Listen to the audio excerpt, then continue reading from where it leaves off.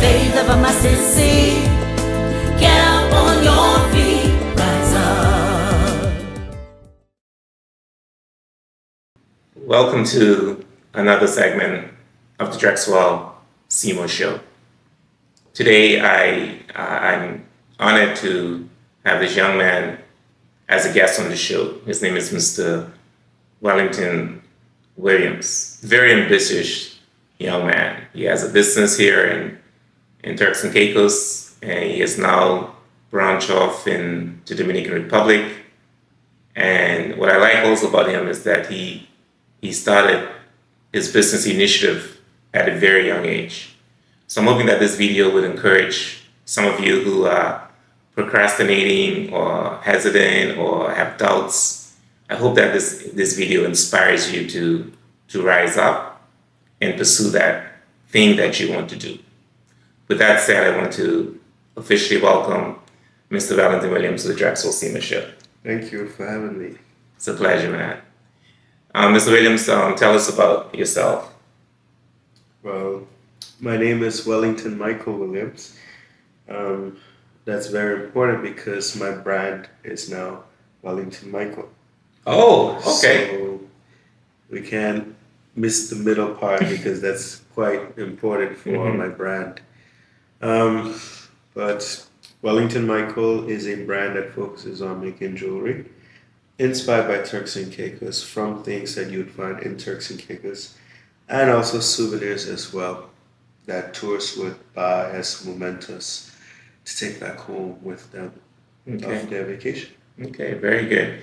And I know prior to the show, you told me you started from 11 years old. I mean, tell us about that and what did you do at 11 years old? Well, my entire journey actually started when I was 11 in high school, where I would sell Rastafarian color necklaces that I would call bingy, and I would sell it to my classmates and everybody in the school, and it was something that's quite trendy. And one day I made $252, and I was like, "Whoa, wait a minute, this is a lot of money." For a high school student. 11 years old, $252, like I never forget it. And I was like, I'll be doing this for the rest of my life. And today, I still make jewelry. That is amazing. Very, very, and that's awesome. And Thank you. I think I remember the first time I think I saw you was at a junior achievement event. I think it was held at the British Collegiate, if I can recall. I think your team had won. You remember that? Yeah, I definitely remember that because my company had won with the grad side victory. We took all 5 titles, and there's no way I would not remember that. True. Yep. Did that also help you later with your business as well, the Junior Achievement project? Yes, because before I was a one-man band, but with Junior Achievers, it was a team. So I was the managing director of that team. So in today's world, I'm the managing director of my team. So it helped me to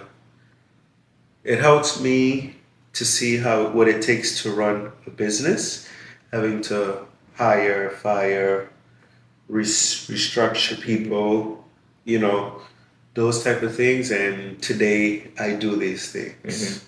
And how old are you now? 27. Wow, that's very good. So when did you officially start the Wellington Michael brand? Before, my name was Exclusive Accessories. Exclusive Accessories, okay. Yes. When did you start that then? I officially started Exclusive Accessories in 2013.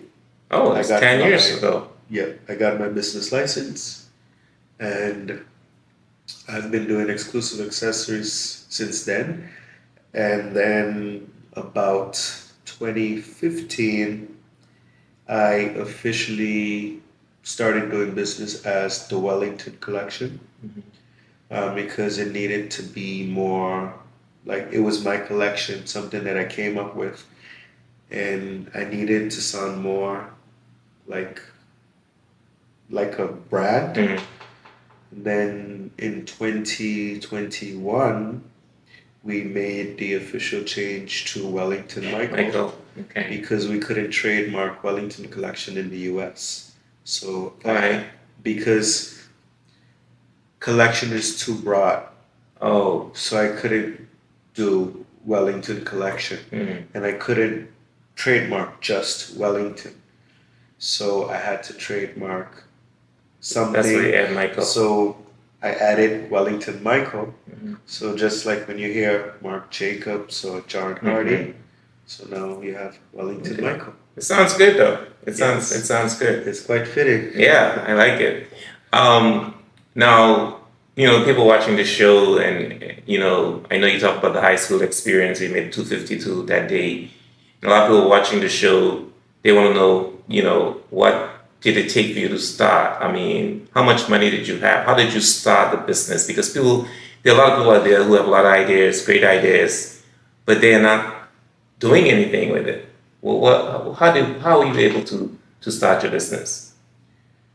Well, in the power of manufacturing, sometimes you don't really need that much money to start. You just need enough money to make the item, sell it, and that becomes your capital. And then you make money, you get money from that. So I started out with lunch money. I saved my lunch money for a week, Wow. and then I went to the bead shop and I bought the beads, Mhm. and then I made the necklaces. And when I sold the necklaces, I had more money to continue reinvesting, and then I would actually now use my lunch money for its purpose, which was for lunch.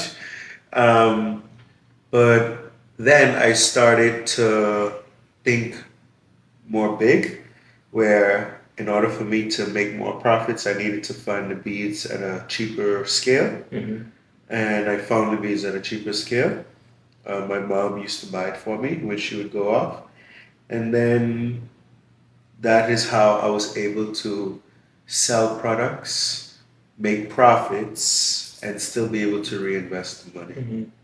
But I like that. But the important point that you raised, you started somewhere and you didn't start with much. No, I started with my lunch money was $5, so I started with $25. Monday, Tuesday, Wednesday, Thursday, Friday, Mm-hmm. $25. Friday after school, after the school bus, Mm-hmm. I stopped at the shop. I bought it. I lived close to the shop, so I walked home from the shop, and I started making. And when I went back to school on Monday, I was able to sell, I think, 3 or 4, Mm-hmm. and I made what it was at $8 then, so $16.32 That on is that Monday. So that's a very good lesson to learn, because a lot of us are there saying, "Oh, I need this. I need so much money. I need this." And there's some things that you don't need a lot of money. Whatever you have, start with what you have. And I think that's a very good point that we can learn from your lesson. Now, I've obviously been in business now for 10 years. You have the Wellington Michael business for 10 years. What are some of the challenges that you have experienced with this business? well, the first challenge that we have is that you don't get support from where you think you would get the support from. Hmm. Now, Elaborate on that. so what I mean by that is that I make souvenirs and jewelry, and we have tourists, which I'm 100% grateful for, because without the tourists, there won't be no Wellington Michael. There's going to be a lot of things, to tell you the truth. Correct. So we have, like, our people don't necessarily support me, Our local people. our local people. I see. Yes. So I don't get the support from the local people. That's just what it is. And it's completely different when you go to other Caribbean countries who are patriotic, like Dominican Republic, which I now have experience in over there as well. Dominicans love Dominican things.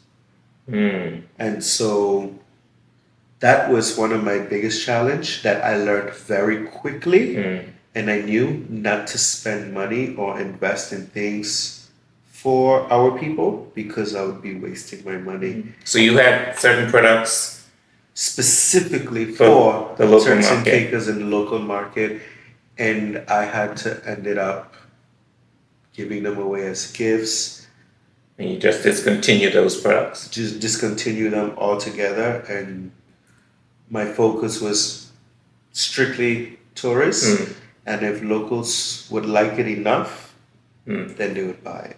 So what kind of products then that you developed just for locals that they didn't? I actually came up with this idea. It was Kotak, which is colors of the Turks and Caicos. Okay. And so, everybody liked to wear hats, like the polo hats, the Ralph Lauren hats, and then the shirts. And so I did that with the different islands. Okay. Like, so for Grand Turk, I used the lighthouse because it's symbolic of Grand Turk. And then Salt Key, I use a windmill. In North Caicos, I use green corn. And it would be a green hat with the corn and the green shirt with the corn.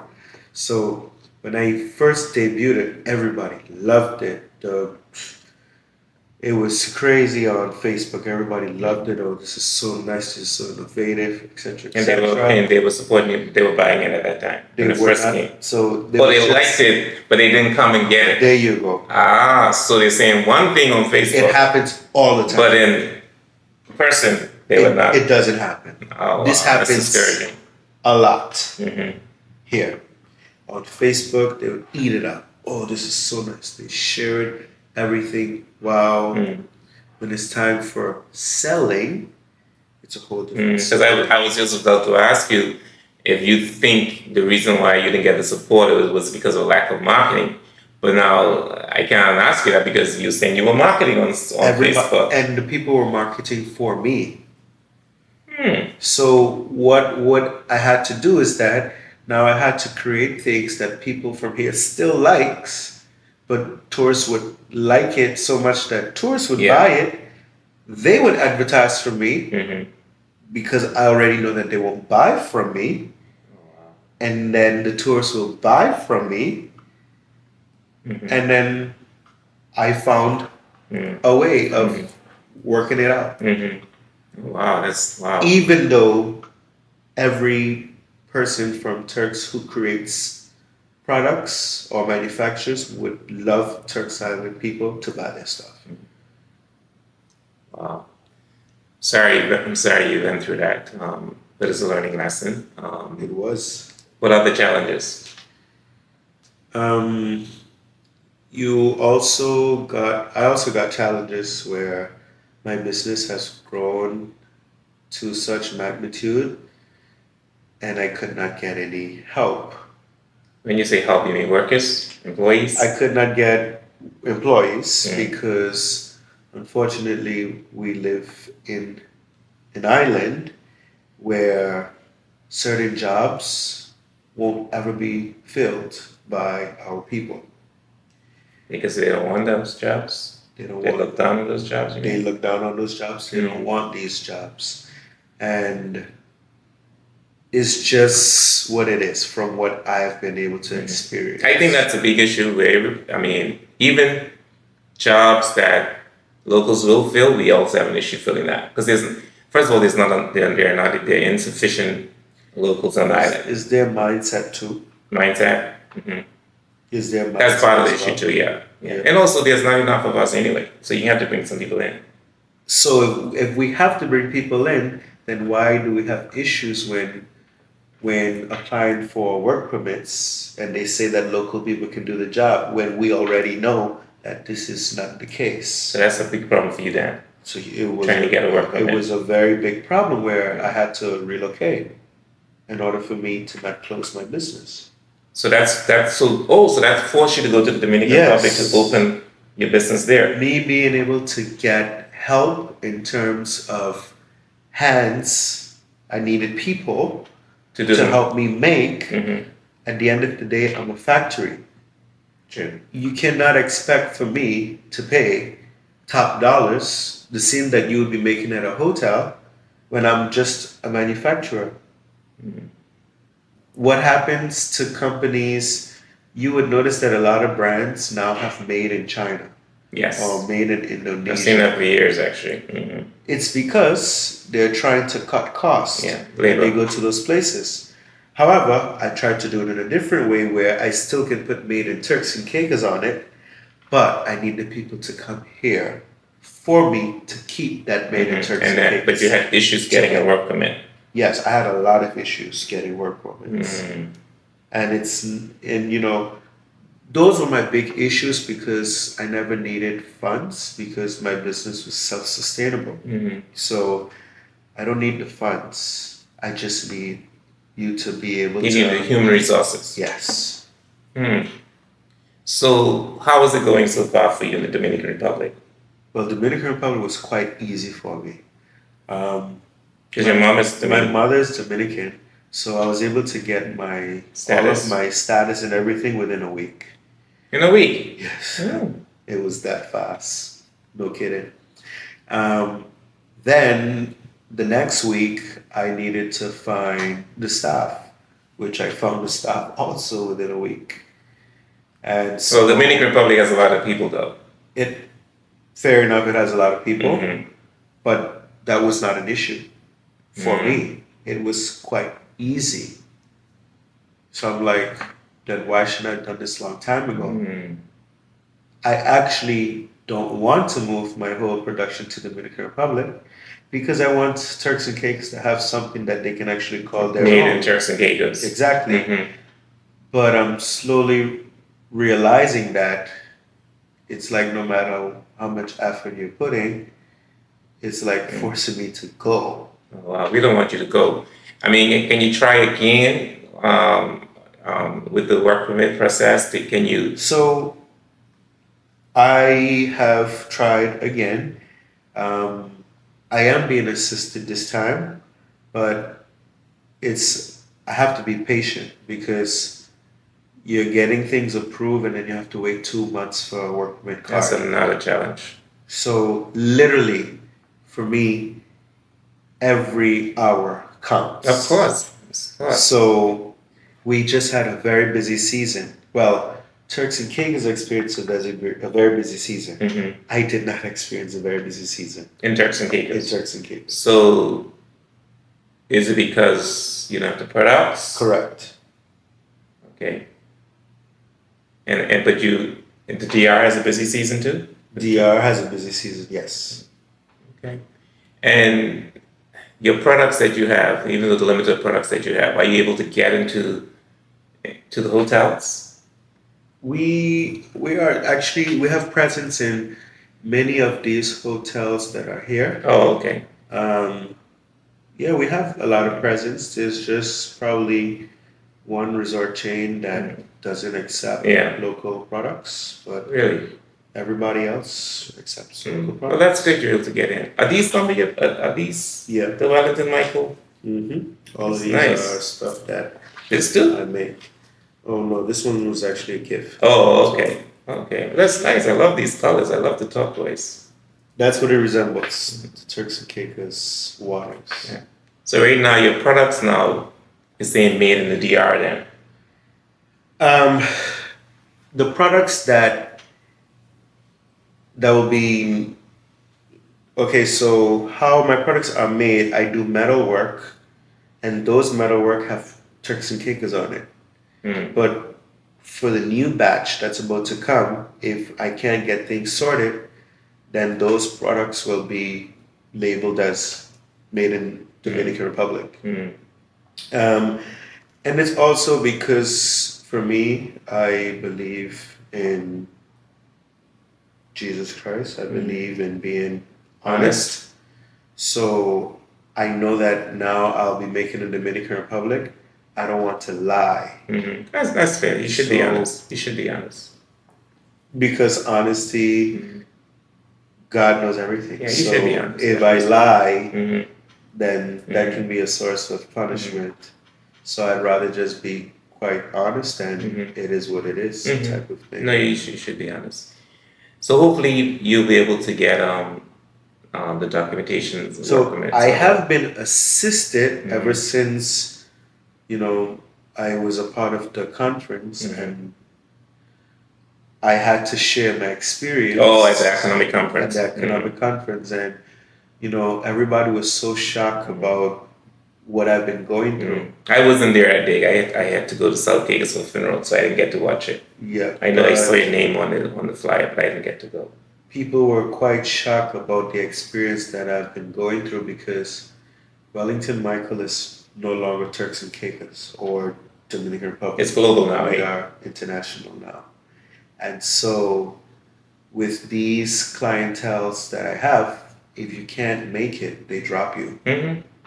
Because you have a commitment, and they have to be consistent. Consistency You know. is key. Yeah. And so I've been able to pick up those people at international trade shows. So I need to be able to produce. That's a good point. I think I saw where you went to. It's in New York or California. New York now. Oh. Well, I spent some time in California producing for a company in the US. That was a special order, and it was just not logistically feasible for me to do it here because I would have to pay customs duty to bring it in. And then you got to take it out. Yes, we don't get breaks. Manufacturers don't get no breaks off of duty. We have to pay full 37% as well. Oh, well, that's something I think we should be pushing for. In Dominican Republic, you get duties right off. It's not even right off. It's a part of a category. Once you're going to use it to make things, they don't even charge you. I think that's something we should push for here. I mean, for manufacturing. And in Dominican Republic, if you bring stuff that's already made, like jewelry, you're taxed 150%. You're taxed 150% of DR? Yes. So it's better to make it than to bring it in. Precisely. So we have so much artists in Dominican Republic, buy from them. If not, fine, pay 150%. You know what? But that's a good thing though, because it Of course. encourages people To support the local. Precisely. So when you go to every resort in Dominican Republic, I promise you will find Dominican made things. Okay. So what do you think, of course, we have the challenges, but of course with the challenge, I'm quite sure there's some successes as well. Well, what are some of your success stories, and what do you think contribute to their business becoming global? Can you talk about that? Yes. So of course there's successes within my business, but I have to be quite honest. Of course. It's not success through the help of TCIG or anything like that. Because it was quite challenging for me to do what I did, but I believed in my brand. And I took risks and went to trade shows. I like that word believe, because I like that, because one of my tips in my book, I wrote 10 tips to succeed, and one of the tips is to believe. Yes. And I like that. I just wanted to interject that. Yeah. No worries, definitely. Yeah. I definitely believed in my brand, so I took risk upon myself and I went to international trade shows, places that I've never been before, and I funded it myself. You were determined. I funded it myself, and I was like, I don't know about these trade shows, but I'm gonna go and I'm gonna learn. And when I go to the next one, I'll know 100% what to do. And that's exactly what I did. I went to America's Mart Trade Show. Where's that held? That was in Atlanta. And I've never been to Atlanta at that time. And I did the trade show. I learned a lot. I'm like, whoa, my setup is nothing compared to what it needs to be. But I got to see it in person. I get to feel people. They got to see my products. They liked the products. So you had a booth I had a booth. at the trade show. Yes. Oh, okay. And I would say 22. Oh, so that's 5 years ago. 22 when I did that. I took everything with me in suitcases, and I set out. It was a good experience. I didn't make much money on that show, but then came the second But you show. learned from it, I though. learned a lot. And at the second show was totally different. Everybody was stopping at my booth. Because you learned from the first I show, learned from the first show. and whatever you feel in the first show, you apply I it applied to it. make it successful the second show. Yes. Okay. And that show was amazing. It was at Surf Expo. Also my first time in Orlando. And I got to exhibit, and the people who were there, who were continuous people that go to that show, they're like, we've never seen a new person ever got this much attraction. And it's like, it seems like you've been doing this for years. I'm like, this is just my second show. And they could not believe it. That's great, man. And so with that, my opportunities opened up the doors in the US. That's awesome. And so I've been able to share Wellington Michael brand within the US. We now have, like, we go to trade shows, but we are now in showrooms. So people come and they have appointments with us. Okay. So they come to the show with intentions to buy our products already. Okay. And that was the success of me getting international into the US Sure. now. Okay. Yeah. And we also have presence on Amazon as well. Yes, I remember you released that. Yeah. And I saw that on social media. yes, we also are in some dealings with QVC. Can't share much, but I understand. if it's But signed, you're out there. You're out there. That's what's important. if it's signed, then we just have to choose where we will record our segment, here or Dominican Republic. Also, we branched off in Dominican Republic as well, and then also we have 3 stores here: one at the airport, and one in Sawmills. South Mills, and one in front of Fritz Carlton. Oh, yeah. So you have 3 locations in Provo. Okay. Correct. So that location is where we're going to actually be doing classes, teaching people how to make things. The one by the rental car place? Yes, correct. And then, yeah, so, my end goal is for the powers that be to see that we are very much talented and that they can actually open up the doors for us and opportunities for us, because that's all we need sometimes, just that opportunity, and we'll be able to make it worldwide. But I'm gonna make it my business to deal with this manufacturing thing. I think there should be a discounted rate for manufacturing companies to encourage local manufacturing. So Yes. I will make it my business. Because To put out there. what's happened is that when you have local products and you have branded stuff out of the US, if the local products is like $20 and the branded products is like $22, then what's the big difference? So what happens is that they're gonna go with what they already know, as opposed to they have no clue what this is. True. And so in Dominican Republic, what they do is that now local product is Cheaper. $10, and this local product is $22. Now, why is this $12? Let's try this one out. Yeah. So you see, it plays a Yeah. mind thing. Yeah. And sometimes in Dominican Republic, it will be like $10 and $50, and like, Yeah. oh. Yeah. I didn't realize that manufacturing companies didn't have a discounted rate. So, 'Cause I thought it's some of the agriculture. And that's the same So thing that yeah. happens to us when we go and we pitch to hotels or stores. They be like, well, it's expensive. We can get similar things out of the US at that price. Yeah. I understand. So it does definitely doesn't help us I when understand. we're trying to pitch. Yeah, I absolutely understand. Now with 3 stores in Provo, with 1 store in the Dominican Republic, and also the manufacturing part, how are you able to do this? I mean, I know you have a team, obviously, but how are you able to do all of this? Well, I have a team, like I mentioned to you before.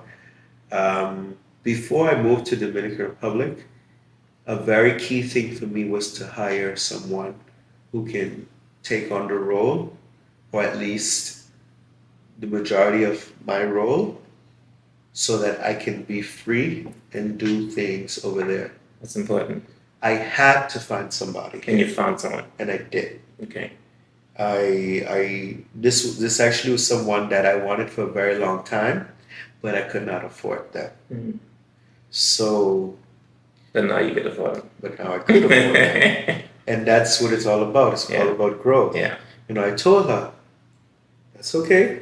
One day Mm. you're going to be Mhm. working with me, and I'll be able to afford you. Mhm.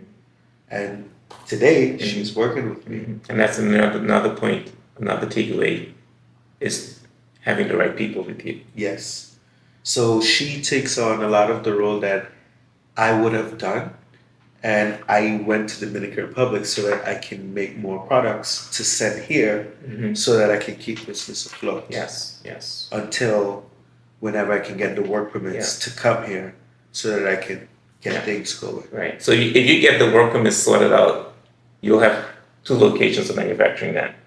If I get that situation sorted out, I'll have 2 points of manufacturing. Oh, okay. Yes. I hope you get it sorted out. I'd Yes. love to see made in Turks and Caicos. Yeah. Of course. And I also would love it for your business too. You know, you don't have to be making the stuff in the DR and shipping it here when you could just make it here. It's a lot, Yeah. but I had no other I option. understand. Yeah, I the choice. literally is the only option that I had, and thank God that I have Mm-hmm. double nationality Mm-hmm. because I was able to go and have options. Sure.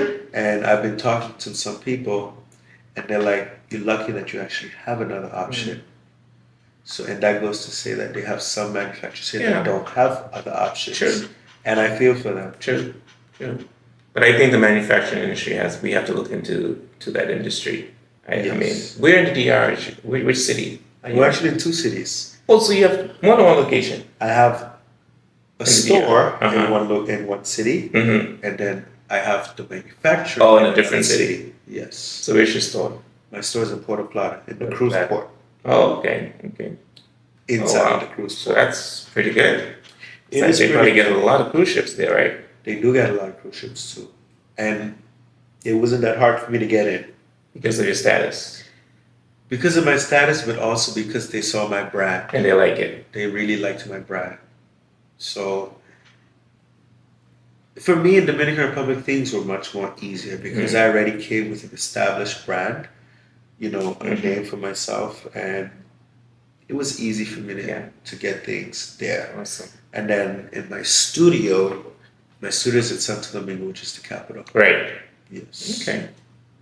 Well, that is, I mean, I love your story, and you know, I think there are so many lessons that we can learn from you. I mean, even for me, you've inspired me, and I certainly wish you the best as you continue to expand internationally. Thank you. Do you have any closing remarks you wanted to say? Well, pretty much, though you guys know my story, I still think that you guys should go through all of the avenues possible to possibly get any help. It's worth a try.